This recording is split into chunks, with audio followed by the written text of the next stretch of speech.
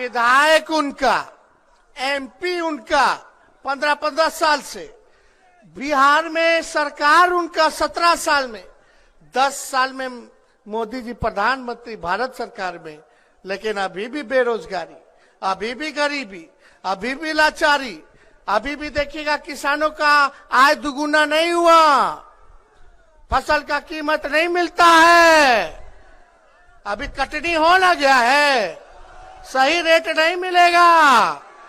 काहे? क्योंकि बेईमान लोग सत्ता में बैठा है। आज हम बिहार की राजनीति के उस चर्चित मुद्दे पर चर्चा करेंगे जिसने पूरे देश की जनता की नजरें अपनी ओर खींची हैं। क्या वाकई बिहार में जंगल राज का दौर वापस आ गया है? क्या विकास की नई उम्मीदें बिहार की जनता को दिखाई दे रही हैं? आइए जानते हैं इन सवालों के जवाब और बिहार की राजनीति के नए समीकरणों के बारे में। नमस्कार, आप देख रहे हैं न्यूज और मैं हूं आपके साथ तनुषा। बिहार की राजनीति में इस समय जो सबसे बड़ा मुद्दा है वह है जंगल राज और भ्रष्टाचार का। प्रधानमंत्री नरेंद्र मोदी ने हाल ही में गया जिले में एक चुनावी रैली में राष्ट्रीय जनता दल यानी कि आरजेडी पर निशाना साधते हुए कहा कि यह पार्टी बिहार के जंगल राज का सबसे बड़ा चेहरा है। उन्होंने आरोप लगाया कि आरजेडी ने बिहार को केवल 2 चीजें दी हैं, जंगल राज और भ्रष्टाचार। प्रधानमंत्री मोदी ने कहा आरजेडी ने बिहार में कई वर्षों तक शासन किया है, लेकिन उनके पास अपनी सरकार द्वारा किए गए कामों पर चर्चा करने की हिम्मत नहीं। आरजेडी के शासनकाल में बिहार में भ्रष्टाचार उद्योग की तरह फला फूला। विपक्षी भारतीय राष्ट्रीय विकासात्मक समावेशी गठबंधन यानी कि इंडिया ब्लॉक पर हमला करते हुए मोदी ने कहा यह गठबंधन कोई दृष्टि और विकास नहीं रखता है। वे नीतीश कुमार और केंद्र सरकार द्वारा किए गए कामों पर वोट इकट्ठा करते हैं। कांग्रेस और आरजेडी केवल सामाजिक न्याय के नाम पर राजनीति करते हैं। इस चुनाव को विकसित भारत और विकसित बिहार के लिए बताते हुए मोदी ने कहा अगले 5 वर्षों के लिए मोदी का गारंटी कार्ड अपडेट किया गया है। गरीबों के लिए 3 करोड़ घर बनाए जाएंगे। गरीबों को अगले 5 वर्षों तक मुफ्त राशन मिलेगा। 70 वर्ष के ऊपर के लोगों को 5 लाख तक का मुफ्त इलाज मिलेगा। प्रधानमंत्री किसान सम्मान निधि जारी रहेगी।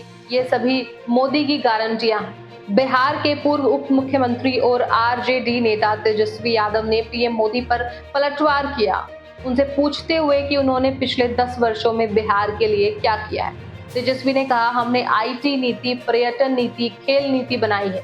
बिहार में पहली बार 50,000 करोड़ के निवेश का MOU हस्ताक्षरित किया गया है।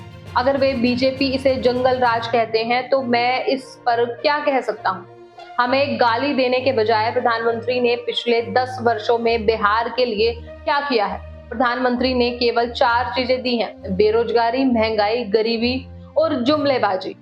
आपको बता दें कि बिहार में आगामी आम चुनाव में एनडीए गठबंधन और आरजेडी के बीच एक बड़ी टक्कर देखने को मिल सकती है। यह मुकाबला इसलिए भी अधिक महत्वपूर्ण है क्योंकि हाल ही में बिहार की राजनीतिक परिदृश्य में बदलाव आया है। बिहार के मुख्यमंत्री ने लालू यादव की आरजेडी को छोड़कर और कभी कभी सहयोगी रहे बीजेपी के साथ बिहार में नई सरकार बनाई। यह कुमार की 5वीं बार गठबंधन बदलने की घटना है। वैसे बिहार के सीएम के अनुसार उन्होंने महागठबंधन और इंडिया ब्लॉक को इसलिए छोड़ा क्योंकि चीजें उनके लिए ठीक नहीं चल रही। उन्होंने यह भी आरोप लगाया कि गठबंधन में अन्य लोगों द्वारा किए जा रहे काम का श्रेय लेने के लिए लोग असंतुष्ट थे। इस चुनावी दंगल में दोनों पक्षों के दावे और आरोपों की बौछार हो रही है। एक और प्रधानमंत्री मोदी के विकास और सुशासन के अपने वादों को दोहराया है, वहीं दूसरी ओर तेजस्वी यादव ने बिहार में अपनी सरकार की उपलब्धियों को उजागर किया है। बिहार की जनता के सामने अब यह निर्णय लेना है कि वे किसके वादों और नीतियों पर विश्वास करते हैं। इस चुनाव नीति में जहां एक ओर विकास की बातें हो रही हैं, वहीं दूसरी ओर जनता के सामने भ्रष्टाचार और जंगल राज के आरोप भी।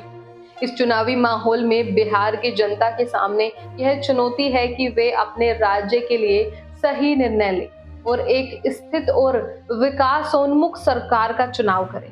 आइए देखते हैं इस चुनावी दंगल में बिहार की जनता किसे अपना नेता चुनती है और बिहार की राजनीति का अगला अध्याय क्या होगा। फिलहाल मैं तनु शर्मा आपसे विदा लेती हूँ, फिर मिलती हूँ एक नई अपडेट के साथ। तब तक के लिए आप देखते रहिए एयर न्यूज। नमस्कार।